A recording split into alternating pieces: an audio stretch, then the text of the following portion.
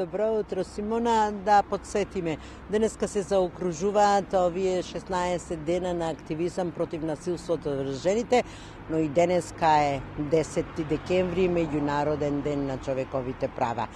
И навистина имаме повод да говориме на оваа тема, иако за оваа тема може и треба да се говори 365 дена во годината. Со нас утрово е правниот советник Талија Петреска, која веќе 2 години работи на проект за состојбите со правата или насилството врз жените, насловен како нејзиниот глас, нејзината моќ. Талија, добро утро. Ги опфативте сите маргинализирани групи и жените и воопшто од целиот Пелагониски регион. Па што покажуваат состојбите на теренот и какви резултати има од овој проект што го спроведувате?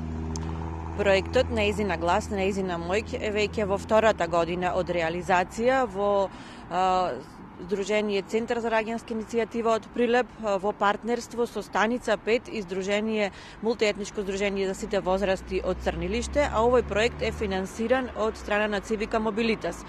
Што би спомнала и што би издвоила од овој проект? За прв пат имаме иновативен пристап каде што имаме директна правна и психосоцијална помош и поддршка за жртвите на родово базирано насилство, семејно насилство, членовите на заедницата, исто така и на дискриминација на работно место, како и заштита на правата од здравствена заштита и социјална заштита. Овој проект конкретно се однесува на жените, а посебно на жените во рурална средина, како и маргинализираните лица.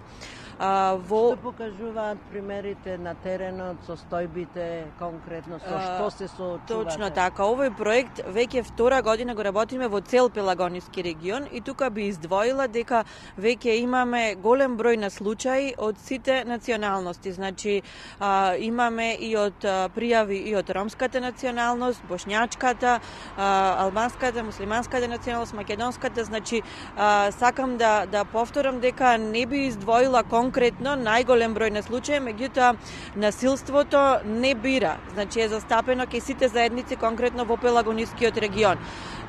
Пристапот кој што го има овој проект е иновативен со оглед на тоа што станува збор за примање на жртвата, проценка на ризик, упатување кон надлежни институции и континуирано следење на состојбата на жртвата. Меѓутоа, не станува збор само за состојбата на жртвата, туку и за членовите на целото семејство и целокупното обкружување.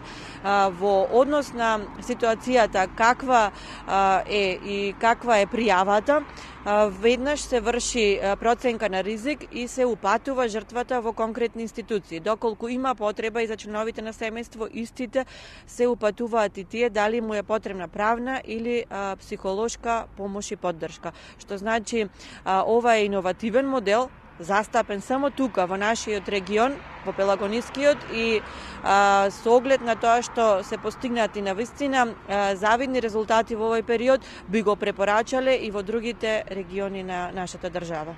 Дали се охрабруваат жените жртви да пријавуваат или тоа треба посебни случаи да се поттикне нивниот страв да исчезне?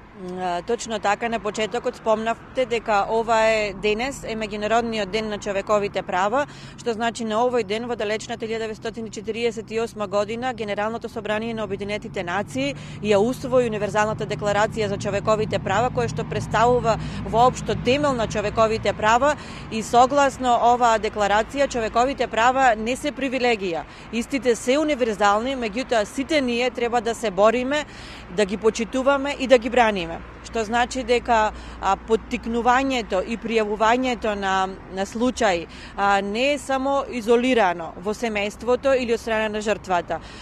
Треба да се работи се уште на покренување на свеста на населението, да ги препознаваат најпрво овие случаи, а истовремено да се охрабрат и да ги пријават. Меѓутоа, исто така упатуваме повик и до институциите кои што треба да ја земат пријавата пријавата во предвид и веднаш да се процени ризикот од можностите за насилство во таа пријава и веднаш да се пристапи кон реализација. Што значи дека ова не е изолиран случај само да се пријави од страна на жртва. Ние повикуваме точно на овај ден голем број на организации, институции и граѓани ширум светот организираат разни настани се со цел за покренување на свеста за човековите права, конкретно за родово базираното насилство и семејното насилство, кое што представува една вистинска алка во ова општество.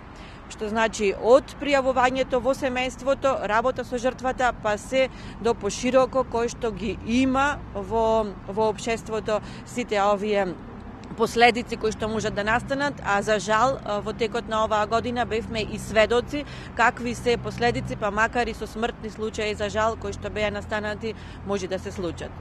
Благодарам, Петреска, оваа тема е навистина широка, рековме дека треба постојано да се говори и пораката е јасна на меѓународниот ден на човекови права. Тоа човековото право не е само привилегија, тоа треба да биде наше секојдневие.